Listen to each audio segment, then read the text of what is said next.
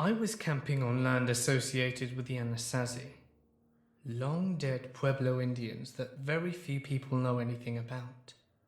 This was when I was a Boy Scout. We hiked for a few days and we saw black bears every day. It's normally a somewhat unusual sight and freaked out the adult leaders and caused us to religiously use anti-bear tactics like bear bags. Not totally related to the story, but it slowed us down, which led us to the events here. Anyway, we camped in a wood cabin at the bottom of a plateau, and the local rangers told us a bunch of spooky camp stories about the plateau and its relation to the long-dead Anasazi people.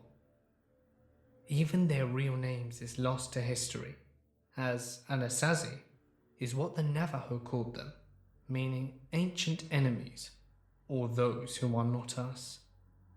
Another part of what they told us that stands out is that the Anasazi were obsessed with ravens, and possibly crows as well, and a lot of their superstition revolved around massive raven people, and people with raven heads, stuff like that.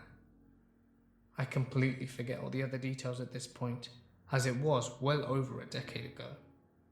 Anyway, my tent mate is a bit slow, and is also very allergic to peanuts. He ends up eating some of the pre-packaged food that contains a copious amount.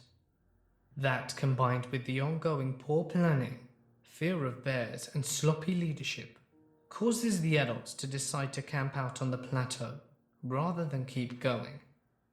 On this scout ranch, you're only supposed to camp outside the designated areas and never on the particular plateau, just because of the geography and the environment. But forget the rules, because we do anyway. We set up camp, eat, lay the bear bag, and head off to sleep. That night, though, was the craziest thing. I could hear so much thunder, and so could my tent mate, but absolutely no rain, like insanely loud. My tent mate and I were terrified. It could have been heat lining, but it sounded impossibly close. We're terrified. He, the braver one of the two, actually goes out to check. As he opens the flap, I see the forest behind him. He comes back a few minutes later, and the thunder pretty much stops at the same time. He looks at me and goes to bed without saying anything at all. It's not unusual in itself. He could be pretty slow and non-social, and likely had mild autism in hindsight. But the next day, we wake up and a ton of things popped red flags. Firstly, our tent is facing an open field, which is very strange, because yesterday we both saw Forrest from when he left the tent to check. Second, no one else heard lightning that night, except for us, which was absolutely crazy as it was loud enough to wake everyone on Earth. Remember how my tent mate checked out the thunder as well? Well, he had no recollection of what he saw. He woke up confused, saying that the last thing that he remembered was just stepping outside. The good part though, the guy in the tent next door brought this up before we did. He also decided to get up and check it out, and he claims that when he stepped out of the tent, there were no trees anywhere.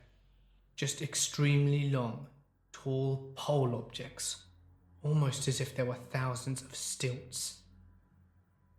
When he looked up, he also said that there was no lightning visible, but it was super bright, full moon on steroids bright.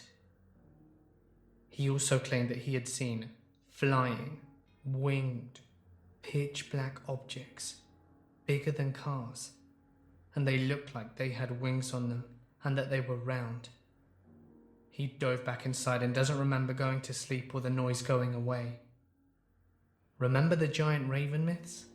I did, and I was scared shitless. I wouldn't have believed him if I hadn't have seen the trees and heard the thunder for myself.